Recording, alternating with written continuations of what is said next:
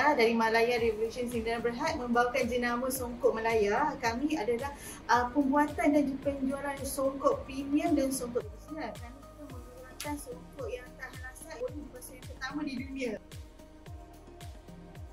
Songkok tu dia sangat macam bila pakai dia ada aura tau. Pakai sewa semewah, situ dia songkok premium dan juga ada juga songkok tradisional yang berberikan rasa keselesaan dan dia akan rasa macam tengok mesti sedap dulu. Songkok Malaya kan I boleh menggunakan songkok premium sebab tak ada lagi mana jenama songkok yang menggunakan songkok premium yang tahan lasak, boleh basuh, lepas tu yang bentuk yang sangat macam mesti kita dia memberi aura yang macam wow, macam perempuan berapa handbag kan. Macam kalau lelaki kalau beli songkok yang premium dia akan rasa wow. Mula ni saya kata daripada program WBS, Wanita Berdaya Selangor.